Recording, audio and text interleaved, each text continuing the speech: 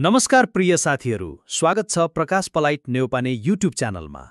यहाँ तपाईहरूले पाउनुहुनेछ शिक्षा, प्रेरणा, ज्ञान र सृजनात्मक सामग्री जो तपाईँको अध्ययन र जीवनलाई अझ सहज र प्रभावकारी बनाउन सहयोगी हुनेछ। नियमित रूपमा नयाँ भिडियोका साथ उपस्थित हुने बाचा गर्दै आउनुहोस् अब थम्बनेलमा उल्लेखित विषयवस्तुतर्फ प्रवेश गरौँ। नागरिक एप 2082 कसरी प्रयोग गर्ने? चरणबद्ध विस्तृत विवरण। परिचय। नागरिक एप नेपाल सरकारद्वारा विकसित एक डिजिटल प्लेटफर्म हो जसले नागरिकहरूलाई विभिन्न सरकारी सेवाहरू, व्यक्तिगत कागजातहरू र उपयोगिताहरू एकै मोबाइल एप्लिकेसन मार्फत सजिलै उपलब्ध गराउँछ। सन् 2019 मा सुरु भएको यो एप नियमित रूपमा अद्यावधिक हुँदै आएको छ र 2082 सन् 2025 सम्मको नवीनतम संस्करणले डिजिटल पहिचान प्रमाणीकरण, अनलाइन भुक्तानी र अन्य सेवा एकीकरण जस्ता सुधारिएका सुविधाहरू प्रदान गर्दछ।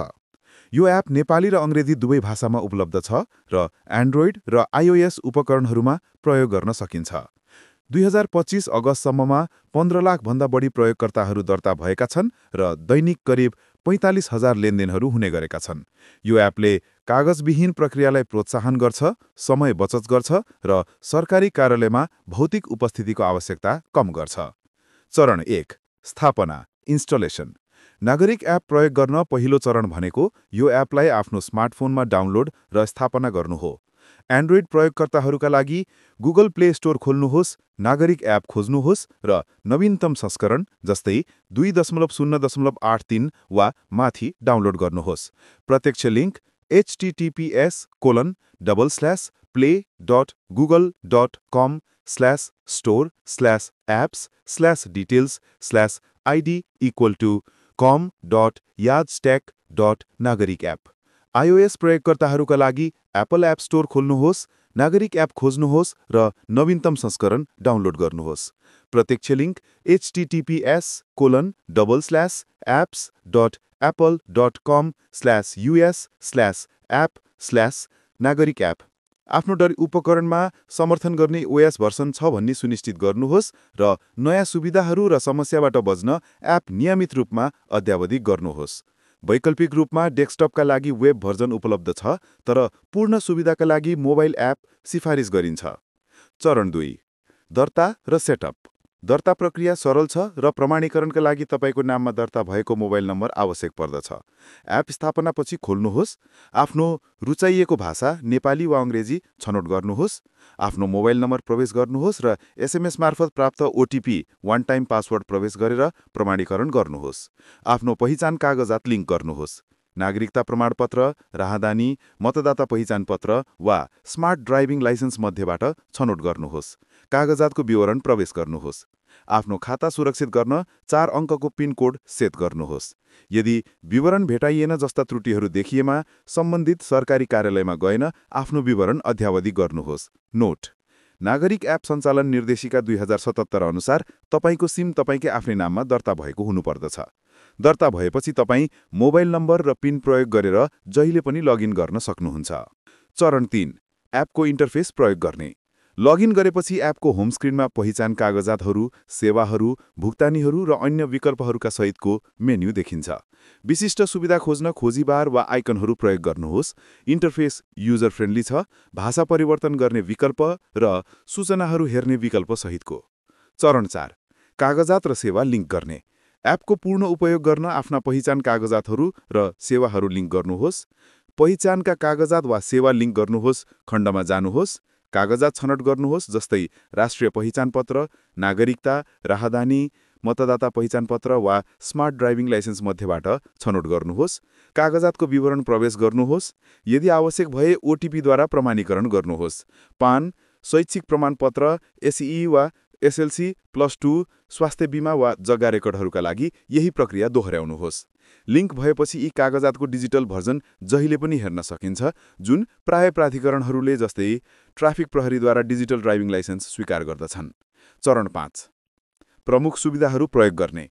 2025 सम्ममा एपले 25 भन्दा बढी सेवाहरू एकीकरण गरेको छ। यहाँ केही लोकप्रिय सेवाहरू कसरी प्रयोग गर्ने भनेर चरणबद्ध विवरण छ। पान, स्थायी लेखा नम्बर आवेदन वा लिङ्क। सेवाहरू पान आवेदन वा करमा जानुहोस्। नयाँ भए सनमा आफ्नो नाम, ठेगाना, सम्पर्क जानकारी र कागजातहरू जस्तै नागरिकता र फोटो अपलोड गर्नुहोस्। फारम सबमिट गर्नुहोस् र इतिहास खण्डमा स्थिति ट्र्याक गर्नुहोस्। अवस्थित भए पान नम्बर प्रवेश गरेर लिङ्क गर्नुहोस्। यो सबैभन्दा बढी प्रयोग हुने सेवा हो जसले 28% अनुरोध समेट्छ। ड्राइभिङ लाइसेन्स र ट्राफिक जरिवाना व्यवस्थापन। ई-चालानमा जानुहोस्, परिवहन सेवाहरू, ड्राइभिङ लाइसेन्समा जानुहोस्, आफ्नो लाइसेन्स नम्बर र जन्ममिति प्रवेश गर्नुहोस् र ओटिपीद्वारा प्रमाणीकरण गर्नुहोस्। डिजिटल लाइसेन्स हेर्नुहोस्। जरिवानाका लागि काठमाडौँ उपत्यकामा उपलब्ध एपमा उल्लङ्घनहरू चेक गर्नुहोस् र ई-सेवा वा खल्ती जस्ता एकीकृत वालेट मार्फत इलेक्ट्रोनिक रूपमा भुक्तानी गर्नुहोस्। वाडीगारी तल पनि वाडी विवरण लिङ्क गरेर तिर्न सकिन्छ। प्रहरी चरित्र प्रमाणपत्र आवेदन। सेवाहरू प्रहरी चरित्र प्रमाणपत्र छनौट गर्नुहोस्, व्यक्तिगत विवरणसहितको फारम भर्नुहोस्, सबमिट गर्नुहोस् र अनलाइन शुल्क तिर्नुहोस्। स्वीकृत भएपछि प्रतिवेदन डाउनलोड गर्नुहोस्, जसको कुल अनुरोध 22% हुने गरेको छ। बिलहरू हेर्ने र भुक्तानी गर्ने। पहिचान कागजात वा उपयोगितामा जानुहोस्, विद्युत एनइए वा पानी केयुकेएलमा छनौट गर्नुहोस्। आफ्नो खाता आइडी लिङ्क गर्नुहोस्, बाँकी बिलहरू हेर्नुहोस् र डिजिटल वालेट वा कार्ड मार्फत भुक्तानी गर्नुहोस्। अन्य सेवाहरू विदेश अध्ययनका लागि नो अब्जेक्सन सर्टिफिकेट एनओसी। शिक्षा एनओसीमा आवेदन दिनुहोस्, विवरण सबमिट गर्नुहोस् र स्थिति ट्र्याक गर्नुहोस्। सरकारी कोषहरू इपिएफ, एसएसएफ र सिआइटी फित्त खण्डमा लिङ्क गरेर विवरण हेर्नुहोस्। मेरो नगरपालिका, स्थानीय सरकारको जानकारी, बजेट, सम्पर्क र नजिकैको सेवा जस्तै प्रहरी वा एम्बुलेन्स पहुँचमा ल्याउनुहोस्। नागरिक पहिचानद्वार समर्थित ब्याङ्कहरूसँग ब्याङ्क केवाइसी वा खाता खोल्नका लागि क्युआर कोड प्रयोग गर्नुहोस्। थप उपकरण मौसम, विदेश विनिमय दर वा हेलो सरकार मार्फत गुनासो दर्ता गर्नुहोस्। चरण 6 सुरक्षा र गोपनीयता। सबै डेटा इन्क्रिप्टेड छ र एपले नेपालको गोपनीयता ऐन 2018 को पालना गर्दछ। पहुँचका लागि आफ्नो पिन प्रयोग गर्नुहोस् र ओटिपी साझा नगर्नुहोस्।